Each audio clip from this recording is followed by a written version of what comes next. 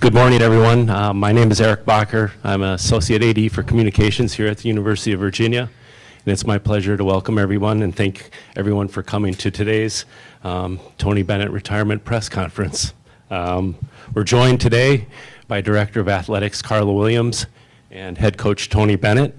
The timeline for today is Coach Bennett will make an opening statement, followed by questions for Coach Bennett, and then Carla will be available after the press conference for interviews. But first, before we get started, Carla would like to make some opening remarks. Carla. All right. Thanks, Eric. Good morning, and thank you for being here with us this morning. I've been in college athletics for 40 years as a student athlete, a coach, and an administrator. I came to Virginia in part because Tony Bennett was here. A person and an institution that stands for everything that is important to us. The University of Virginia is an amazing place because of people like Tony. Tony is a Hall of Fame coach and a world-class human being. He poured his heart and soul into this program and the UVA community for 15 years. He elevated the UVA men's basketball program back to national prominence and to our first NCAA championship. Tony has led the program with his guiding pillars of humility, passion, unity, servanthood, and thankfulness. And we're all better because of the way he has represented college basketball and college athletics. The accolades are numerous, but his impact on the young people that have come through his program and the young people in his program today, and his impact on every single person that comes into contact with him, those attributes are immeasurable. So I ask that you please join me in thanking Coach Tony Bennett. Thank you, Carla. Thank you. Thanks.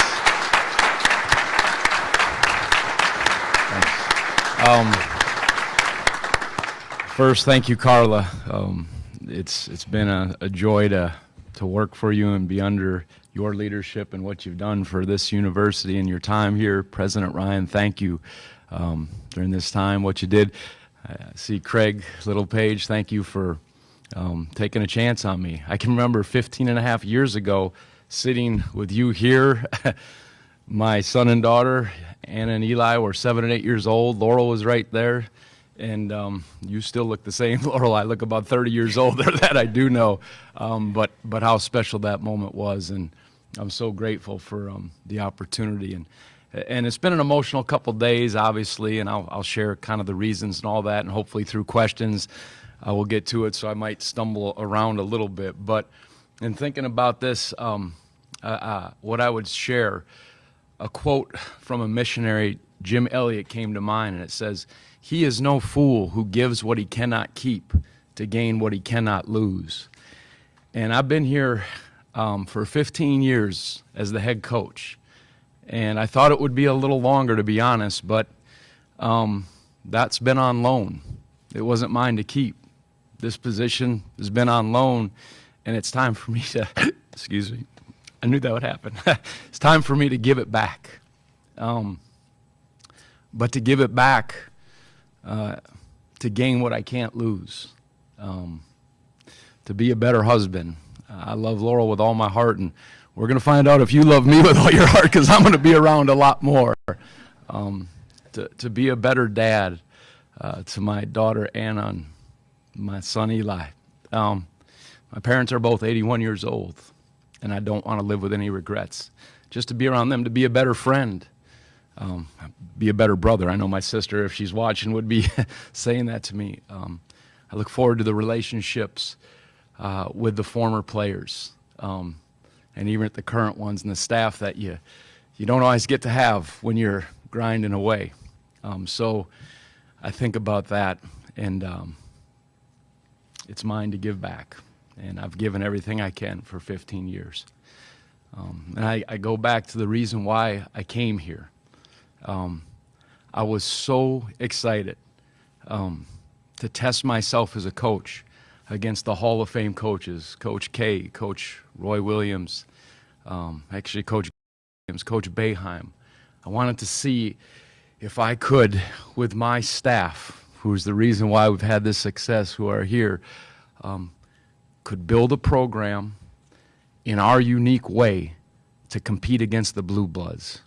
And I was so intrigued and excited about being at a school that had academic excellence, and the degree mattered and it was important. And what happened, I hoped, I didn't know, was beyond probably my wildest expectations. To win 6 regular season ACC championships, 2 tournament championships, to be in Sweet 16s and Elite 8, win the national championship, and the hard losses in the tournament. It's all part of it. I wouldn't trade it for anything, and there's no chance it would happen without the young men and how we did it. And we did it in a unique way. That was my vision, our vision as a staff. Can we build this program that maybe is a little different than the way you do it? And that's the beauty of this sport. You get to choose how you do it, with who you do it, in the style you do it.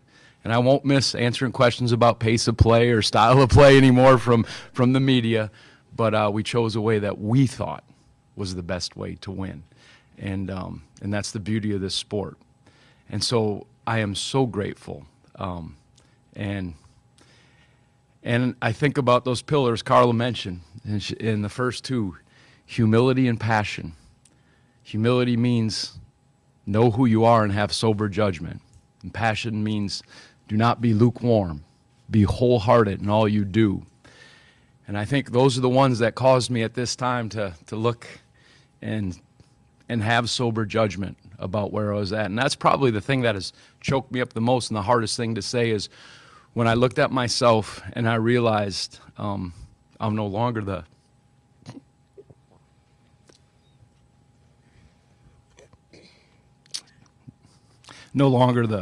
best coach to lead this program in this current environment. And if you're going to do it, you got to be all in. You got to have everything.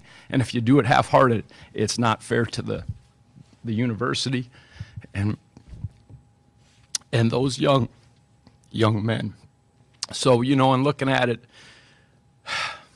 that's what made me step down. There's still a way in this environment. There's a way with Carla and President Ryan and the board to do it and hold to our values. But it's complicated. And to admit, honestly, that I'm not equipped to do this is humbling. But it honors the pillars. And maybe that's why I knew you can make it later. My son, he's like, geez, Dad, get a hold of yourself. I know it. I feel it. Just make fun of one of my friends every time he gets interviewed that gets emotional. He knows who I'm talking about. But that's it. This game, I think it's right for players, student athletes to receive revenue. Please don't mistake me. I do. I think it is. But the game and college athletics is not in a healthy spot. It's not. And there needs to be change. And it's not going to go back. I think I was equipped to do the job here the old way. And that's who I am, and that's how it was. And my staff has buoyed me along to get to this point. But there needs to be change. It's going to be closer to a professional model, Coach Carlisle. I think it is, where there's got to be collective bargaining. There has to be a restriction on the salary pool that teams can spend. There has to be transfer regulation restrictions. There has to be some limits on the agent involvement to these young guys. And there are good agents and there are bad agents, and they're driving some of this stuff that we're in. And I worry a lot about the mental health of the student athletes as all this stuff comes down. And it's sometimes when you're in it, you have to step away, and maybe I can be an advocate for the student athletes and the coaches to get the changes. But this is a place that will not compromise and do it the right way. And I wish it could be me, but it can't. And when you know in your heart it's the time, you have to give it away. And I'll go through just so you understand, and then I'll take questions. And I'm sorry to be this long, but just there's a lot there. After the season, I thought about maybe stepping away. Every coach, you get to that, it's a long season, it was a hard ending. And I thought about that. But the way the recruiting calendar works, we literally jump in. You have no time, and for 2 straight months, we're in the transfer portal.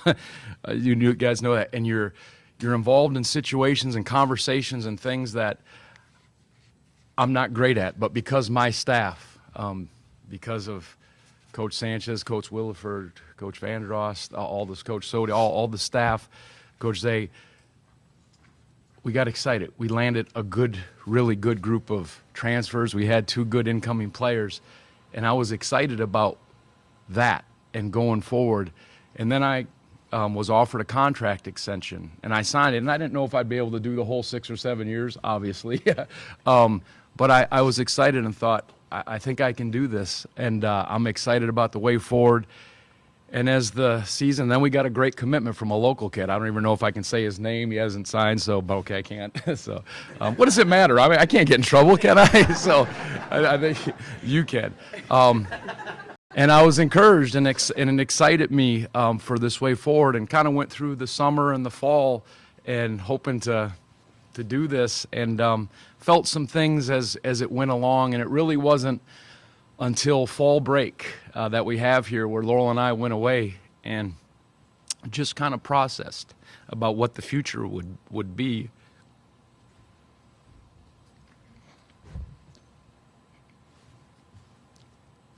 And that's where I kind of came to the realization that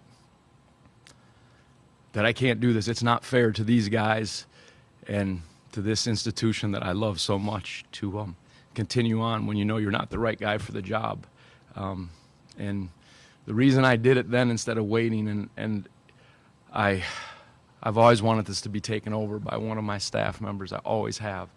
And I just felt if I knew it was the time, instead of trying to delay it, I wanted these guys and the staff to have a couple scrimmages 3 weeks before they play games to get together and just to step out of the way and get away. I'll still be around. I'll still try to encourage, and if I'm allowed to be, but I won't overdo it. But that was the timeline, and I didn't know it would happen like this. But as I said, when you know in your heart it's your time, and it's wrong to stay in this. And it's hard to admit that, but I am so grateful. All the young men that I've gotten to coach, the stories of guys who no one thought were quite going to be that good, and they came here and they bought in and they played in a way of unity and passion and honored the pillars, and to see them take off and what they did for us, to see the coaches, it's been amazing. Again, that stuff's been beyond my wildest expectations, and to see these guys,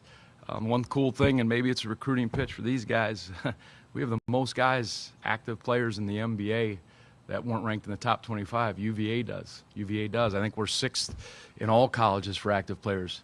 You can come here and get the degree, be a part of winning, have a pro career because of the leadership of these guys. And I'm excited. I'm excited for these players. They'll have to grow together. They have a very tough schedule coming up, but they have a chance to be good.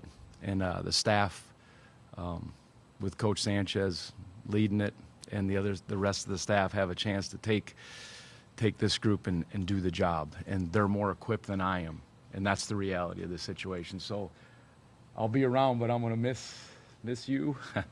But I am looking forward to gaining those things that I can't lose, as I started out with, and giving this back. All right. We'll take questions for Coach Bennett. Please raise your hand and announce your name and affiliation. And the questions, reminder, that are just for Coach Bennett at this time. We'll start out with Jeff White in the front, and then go Mike Barber. And then Tony, when you were introduced in this room 15 and a half years ago, you said you wanted to build a program that lasts and had sustained success. Knowing that you did that, does that make this decision any easier for you? It does. There's a piece in it. And I think I quoted it when we hung the national championship banner. It's a proverb that says, "A desire accomplished is sweet to the soul." And how we did it and who we did it with. And that's the beauty of it. And what we went through and how we handled adversity. My father always taught me, recruit young men, hire a staff that you can lose with first before you win, because you're going to have to go through true adversity. That happens. And the fact that even how it all played out, yes. So there's no question. I don't think I had any gray hair at that time. I know there's a lot of things I remember, but it was a day of celebration at the press conference, but it was about what was to come in the relationship and how many years. So. Virginia Pilot. I'm curious, you mentioned your father. He stepped away from Wisconsin a few games of the season. That was a little different circumstance. What was his advice to you during this time and his counsel? We talked, this is more Laurel and I, but I told him what I was thinking, and he said, you have to do what's in your heart. He said, I love watching you coach. I said, really? You never watch us? How does that work? You're never there. He said, I wouldn't be in this spot without him. But he and my mom, like I said, they've been a rock for me, and I'm blessed to have parents like them. But he always says, honor the pillars, the way you coach. And if you can't coach with your whole heart and you can't honor what it's about and do the best job for your staff and these young men, he said, you have to look at that. But he said, you have special people around you. And he said, don't ever take that for granted. And I know that. Gene, and then David. Hey, Tony, Gene Wong, The Washington Post. When we talked to you a week ago at ACC Tip-Off, it seemed like enthusiasm was there. And I'm just curious, can you take us through the last week? And was that when you talked to the players, or had they known before that, the coaches, all that? Yeah. No, again, I was feeling some things, but I was hopeful. And then fall break, you don't get a chance in this profession to really reflect and step back. You literally go, and I hope that the NCAA will change the calendar when the season's done. And you just kind of go, and you go through it. And fall break, Laurel and I went away to a beautiful place we found. I think it was the Tides Inn on the Rappahannock, and it was beautiful. And just sat and talked, and and just I was honest with myself and started feeling some of those things again, and realized again that stuff. But it was at that time, and I even shared that I think at ACC Media Day my concerns for where the game is. But there's still great things about the game, but there needs to be change in it for it to go forward, because I'm worried about the opportunities that aren't going to be present for a lot of the Olympic sports. And there's so many wonderful things about college athletics, and I know it has to change, but I hope it will change and it will get back to some regulations and guardrails so it can be what it's supposed to be about and adapt to the new model, because it is a billion-dollar industry. I understand that, but there's things that need to change. David, and then Ed. Tony, David Teal with the Daily Press. Have you and Laurel had the opportunity in this brief period to process what might be next? What might be your next chapter? Well, first, as I said, to do those things I opened the press conference with, and Carl and I, and if there's a way that I can assist here, part-time with long vacation time. But if I can serve this university and help out in any way, I care so much about this, and I don't. It's not like I'm just leaving, so there'll be that. But I know there's something for both Laurel and I to make an impact and be who we're meant to be in a new chapter, and encourage in ways. I think my former players and these guys, when I'm around them, be like, I like Coach Bennett a lot better not being a coach, and that'll be the reality. But no, I don't have any specific thing I'm walking into that way. Okay. We'll take Ed, and then Matt. Tony, you're a pretty religiously, right here. Yeah. Tony, you're a pretty religious-based person. Yep. What role did that play, your faith, in coming Yeah. to this conclusion and No. pulling the move out? No, my faith in the Lord is everything. It is, and I've always tried to be respectful about it, but it is the hope that I have, and it's the peace that gives me perspective and the guidance. I don't do anything without going to the Lord in prayer and seeking Him, and my wife and I, and relying on sound counsel. And again, when you feel something impressed upon your heart and in your spirit, and you're faithful about it, I think that's a significant part. But I think, I want to make an impact in that area after this in many ways, and that did definitely play. It is the role. It's the hope that I have, for sure. Matt, and then we'll take one on the far right, Ed. Matt Norlander, CBS Sports. Tony, you're the latest championship-winning coach. Matt, before you ask that question, as I'm looking at you, Matt is one of the biggest Dave Matthews fans I know. How many concerts have you been to? Thanks for injecting this into your retirement press conference, Tony. Appreciate that. Hall of Fame induction is tomorrow in Cleveland, by the way, for DMB. Okay, there you go. If you need me to publicly disclose this number, I think I'm at 104. All right, so I want to tell you a story, actually, as I see you, because I knew that. 104, that's amazing. When I first got the job here in the first week, I'll never forget this. You're working crazy hours, and I'm walking to the back of this hallway, and Dave Matthews had a concert, and I kind of pulled back. The security probably didn't know who I was, but I pulled back one of the concerts and looked inside, and this place was packed. And I remember thinking, man, someday if we can build this program, it's going to look like this for basketball games. Because it didn't look like that Craig, it didn't look like that those first couple of years. But I remember I got the vision, and I thought of Dave Matthews, and obviously I know what he's meant to this community. But that is what reminded me, and I know you're a big fan. But sorry, proceed. No, it's okay. I actually made contact with the DMB camp yesterday, and your news has made reverberations there as well.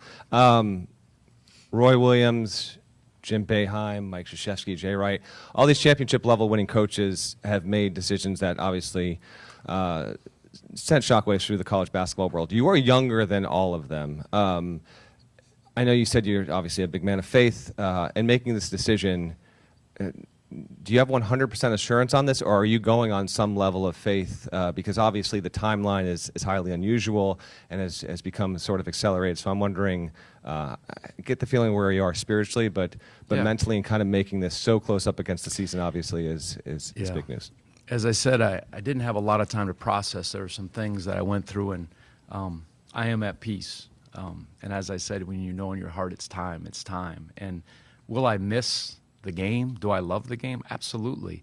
But I don't think I'm equipped in this new way to coach, and it's a disservice if you keep doing that. So I'm very sure that this is the right step, and I wish I could have gone longer. I really do. But it was time, and I wouldn't have done it if I didn't think we had the right group of young men and the right staff to lead them forward in this way. And that was the one thing President Ryan and Carla and Laurel and I talked a lot about. You don't want to have regrets. You don't want to have regrets. Think through this, sit on this. And I think I'd have more regrets staying longer and not being able to be all in and not sure and giving everything to these guys than stepping away with maybe a little more energy in the tank, but giving it in the right place. That would be the bigger regret I'd have. And again, there's things that I'm so looking forward to. So, thank you. Ed, Preston, and then Jerry.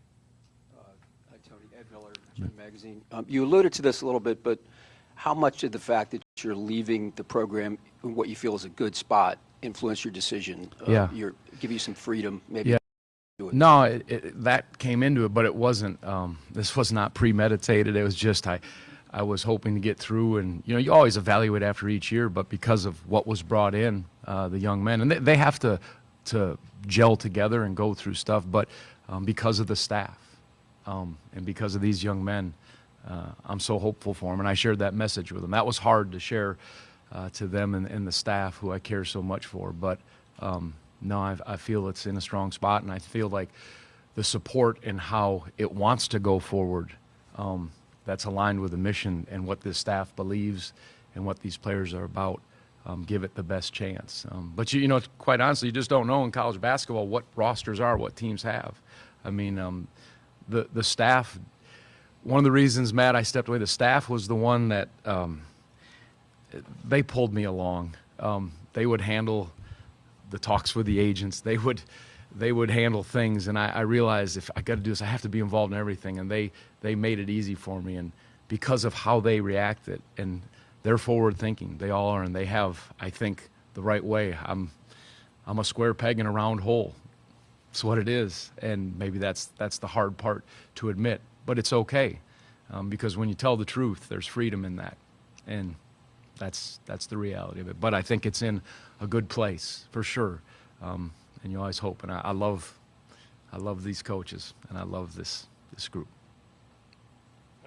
Yeah, Preston Will at thesaber.com. Coach, when kind of Ron was coming back. Is this something that you eventually envisioned for him? And also, just what was yesterday like talking to the staff, talking to the players? No, I always hoped that when my time was done, that, whether it was Ron or Jason, the two associate head coaches, that someone would take this over, because it means it's in a good place, and because if you like what you've seen and how we've done it, they'll have their own twist. This staff will, on what they'll do, and hopefully going forward. And I think there's such a group that's going to be together for 2 years. That's what's special. Most of them, with the exception of Jalen and Tane, who will be so important this year. And Tane will be getting his degree at the McIntyre School of Business at the end of this. But I think you always hope that when you're a coach and it's your time. Like I said, I didn't think it was going to be this soon, but for sure, there's no question about it. And so I'm grateful for that. And I didn't mention Isaiah Wilkins and Kyle Guy and Chase Coleman. Those guys are special. They're stars in this coaching profession going forward, and they can make a difference as this thing changes too. I know that. Let's see. People can go. Trust me, this is getting long, so you don't have to stand there. I don't.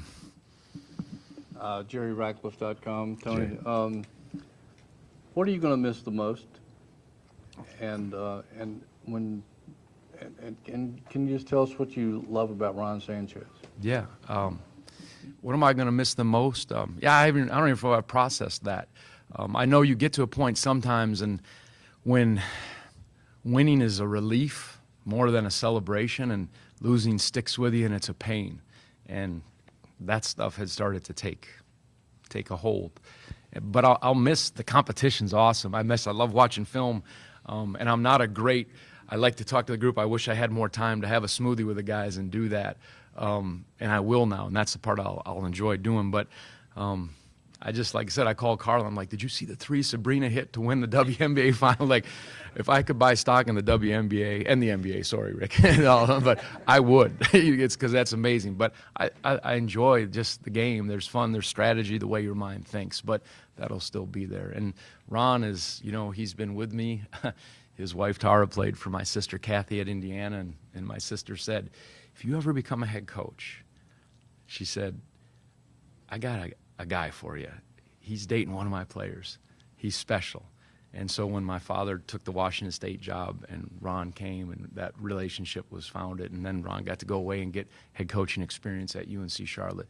He's as faithful and a servant-oriented man that I've seen, and I've seen him grow in his knowledge of the game. But what I like is he and Jay, Willie, and the whole staff, they've carried me through this transition. I think it's been like 3 years is that when it started.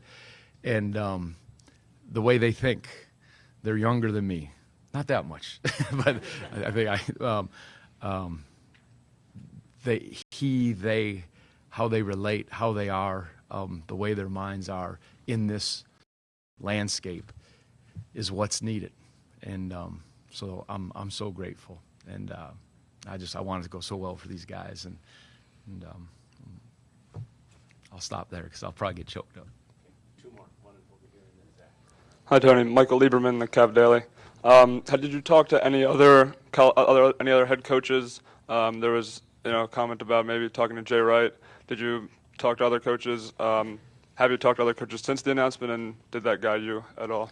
Yeah, no, I've always, just when you see Coach Boeheim would do some of our games, talk to Coach Wright, over the years, and different coaches. And I got so many warm texts. I guess they have to be nice when you're going out of retirement, or most do. So, but really from so many of the great coaches that have influenced me.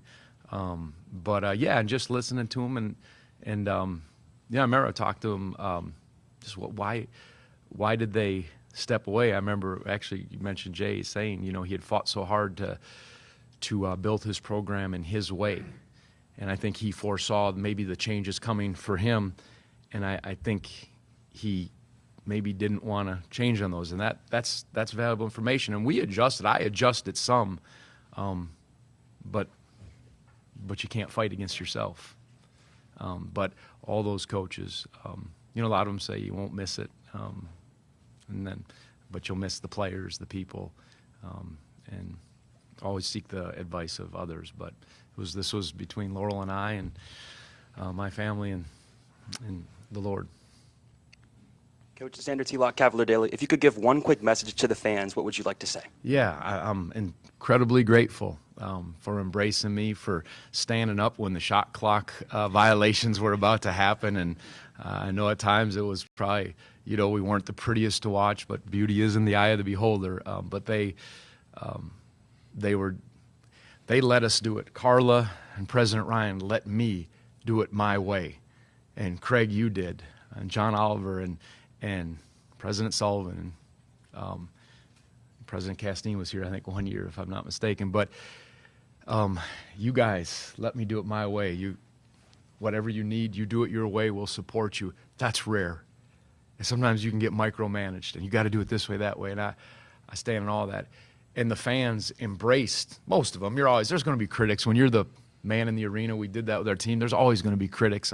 That's part of it. But overwhelmingly, they liked what they saw in terms of you can have it all at Virginia when you're here.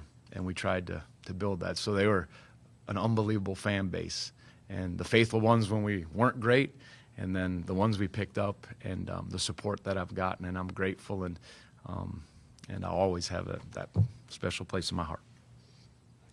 Thank you, everyone, for coming. Yep. Thank you. Thanks, everyone, for coming. Good job.